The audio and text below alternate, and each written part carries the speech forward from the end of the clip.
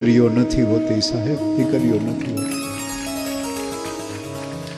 આ ચારે ચાર શક્તિ પુરુષને જીવાડે છે સાહેબ. કોઈ અંધશ્રદ્ધા કે કોઈ એવી વાત ફેલાવા નથી આવ્યો, પણ કાલે અખતરો કરજો સાહેબ. આ ચારે ચાર શક્તિની પરીક્ષા કરજો. ઘરમાં માં બેઠી હોય તો માને કહેજો કે માં કાલે અમદાવાદ જાઉં છું, તારા માટે હું લઈ આવું? એ વૃદ્ધ માં એમ કે દીકરા તું વહેલો વયો આવજે. બા હાડલો લઈ આવું તો કે હવે હાડલા પહેરીને મારે ક્યાં જવું, તું વહેલો વયો આવજે.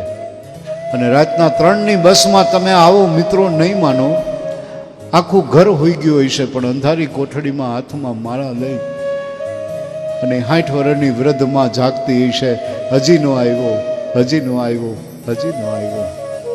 આ માં. તમે બેનને પૂછો કે બેન તારે શું જોઈએ છે, બેન એમ કે કાંઈ નહીં. પણ બહુ હઠાગ્રહ કરો કે નહીં બેન કાંઈક તો લે, કાંઈક તો લે, કાંઈક તો લે. ત્યારે બેન દાંત કાઢતી એટલું કે ભાઈ બાપુજીએ લગ્ન કર્યા ને, ત્યારે ગોર બાપાએ છેલ્લી વિધિ કરાવી કે દીકરી માંડવાને વધાવી લે. ત્યારે દીકરી માંડવો વધાવે છે ને જોઈને નથી વધાવતી, ઊંધા હાથે દીકરી માંડવા વધાવે છે. શું કામ? કે મારા ભાઈની સમૃદ્ધિને મારી નજર ન લાગી જાય. દીકરી ઊંધા હાથે માંડવા વધાવીને ઘરે વહી જાય છે.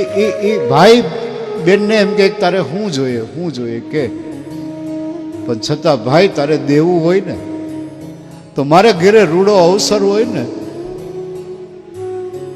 5 રૂપિયા હોય કે ન હોય, પણ તેદી મામેરિયાત બની અને મારું ટાણું હાચવી દેજે. જગતના ભાઈઓને વિનંતી કરું કે ઈશ્વરે બેન આપી હોય ને તો બેનના ટાણા હાચવી દેજો.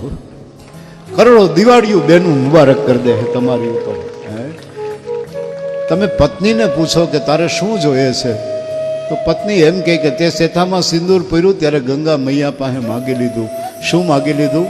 કે જબ તક ગંગા મૈયા તુજ મેં પાની રહે, મેરે સજના તેરી જિંદગાની રહે. માં દીકરા માટે જીવે, બેન છે ભાઈ માટે જીવે, પત્ની પતિ માટે જીવે. અને હવે દીકરીને પૂછો કે દીકરી તારે શું જોઈએ? બાપનો શ્વાસ છે દીકરી અને દીકરીનો વિશ્વાસ છે બાપ.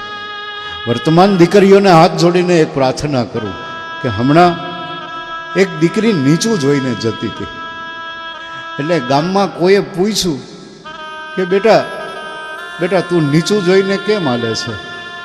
આપણા દેશની દીકરીએ જવાબ આપ્યો કે હું નીચું જોઈને હાલું છું ને એટલે મારો બાપ અને મારો ભાઈ ઊંચું જોઈને હાલે છે.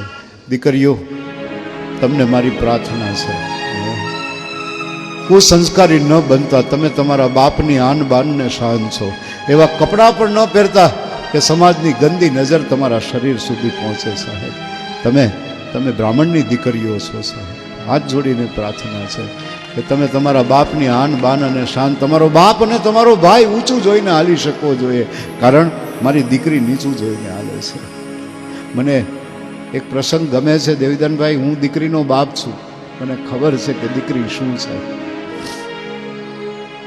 એક ગામડામાંથી બીજા ગામડામાંથી જવા માટે એક પુલ હતો.